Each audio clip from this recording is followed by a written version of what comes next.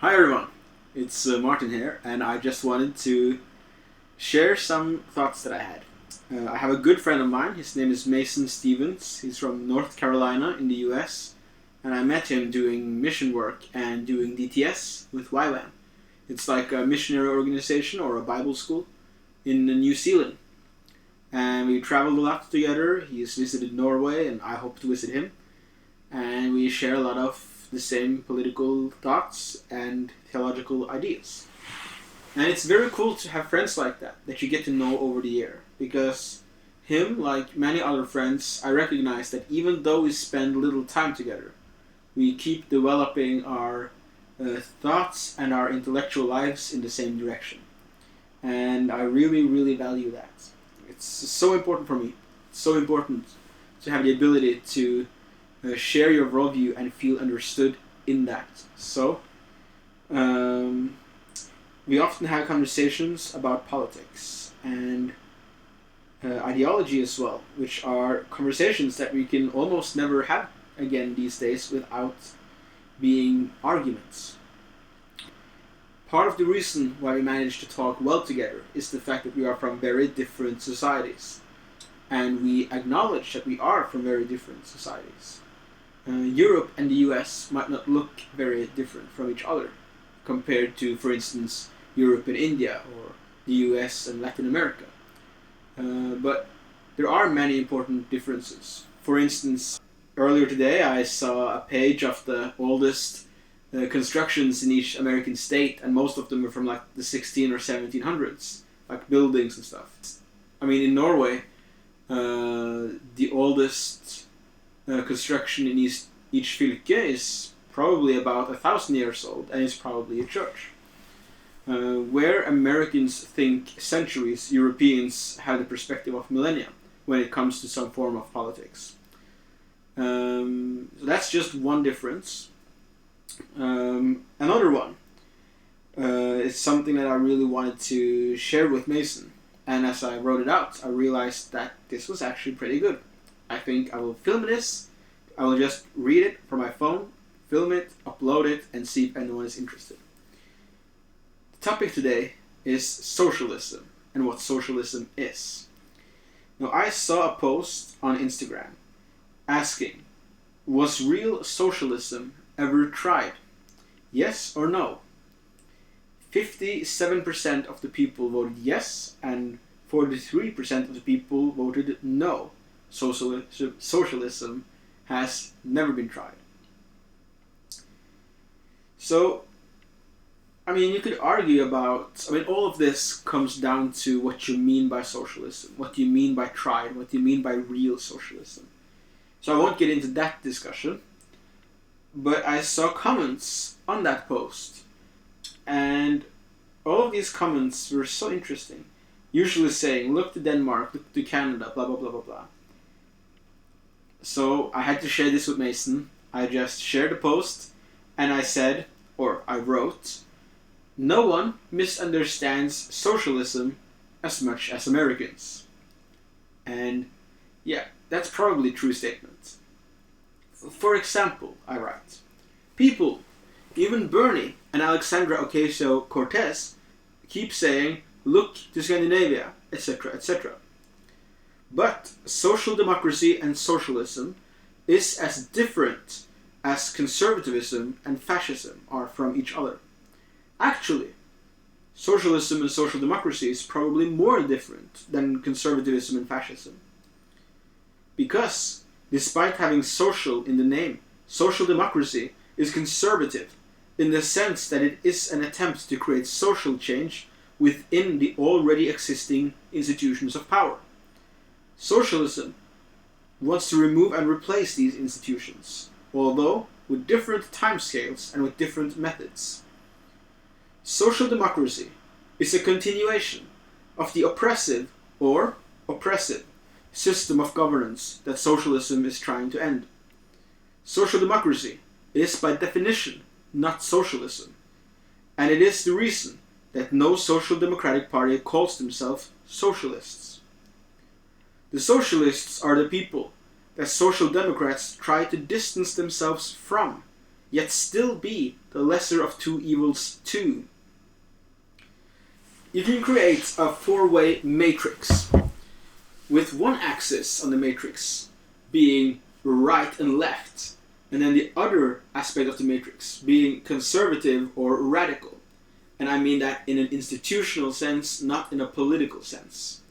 See, both fascists and socialists want to upend and throw away the institutions that already exist.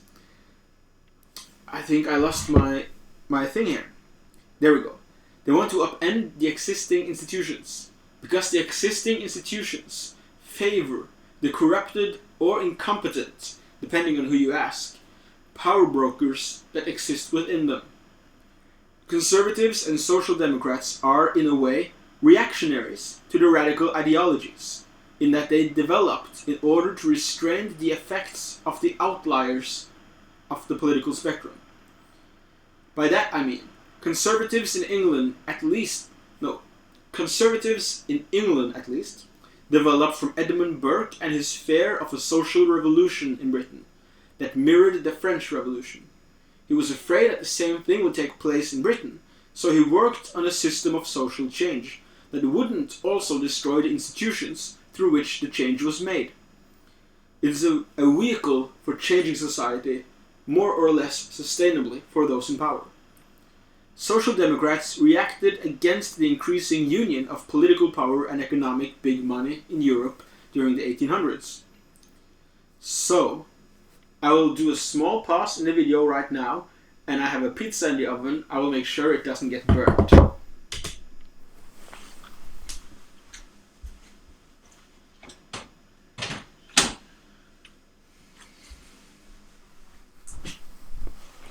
We still have a few more minutes before my pizza is fried.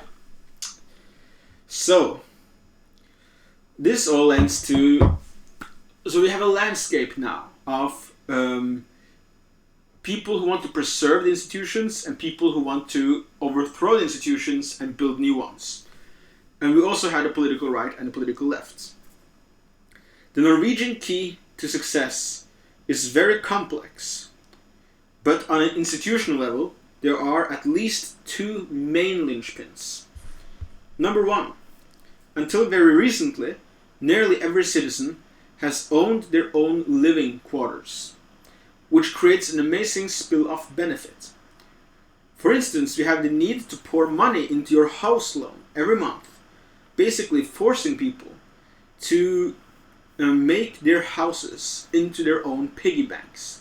This also incentivizes improving your community, because the house is only as valuable as your community is desirable. And it also incentivizes building and constructing and planning long term, both in your personal life and in your larger economic decisions. Of course, there are a lot of other things that complicate this whole practice. For instance, a lot of people in the US own their own property, but in large areas their property value has crashed. So there are other things to talk about as well. But in Norway, this has worked well. Number two in the Norwegian institutional system is the tripartite balance that was created in the late 1900s.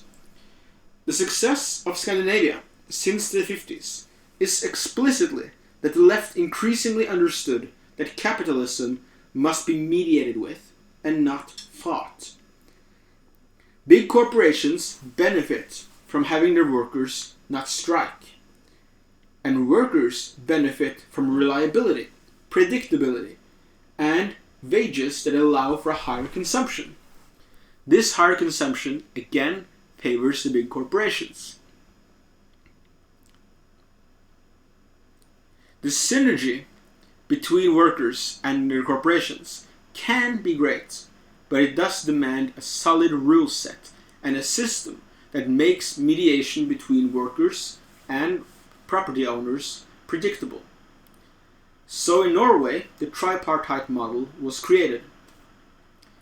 The way the Tripartite Model works is this. Most big corporations are organized into a great union. It's called NHO, or Norwegian Trade Organization in English. So, as well as the NHO representing the corporations, there are a variety of trade organizations, the biggest one being LO, which is called like the national organizations or the country organization. Now the organized workers and the organized capital each represent a wide variety of trades and industries, meet regularly in Norway. I believe under the oversight and through the facilitation of the government, which makes the third party. And they hash out deals, terms, wages, etc. The great thing about this system is that unifying both worker organizations and company organizations on the same table, reliably and predictably, you create an environment where both these networks have their success dependent on each other. You create a system where workers and capital has to cooperate. So much of Western Europe, certainly Germany and certainly Scandinavia, and it's interesting that this is also the Lutheran countries in Europe, so perhaps it is better to say the Lutheran parts of Europe, has managed to balance and carry out this holding of hands and this unity between capital and labor. This is unified the moderate left and the moderate right in a way that they can cooperate predictably. This is one of the things that creates the sometimes seemingly pridefulness and haughtiness of Europeans when they look at American politics. I feel like most foreigners, perhaps, at least foreigners from far outside of Europe, doesn't always get this. They don't always understand the importance of this balance between the moderate left and the moderate right in European politics.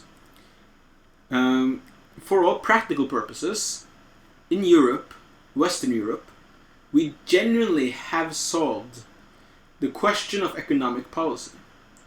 We genuinely know what a good, sustainable, reliable economic system looks like.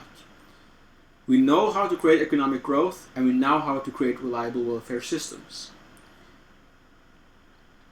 It is explicitly by preserving the system, preserving the mediation between capitals and workers, that we have made this. That is what social democracy is.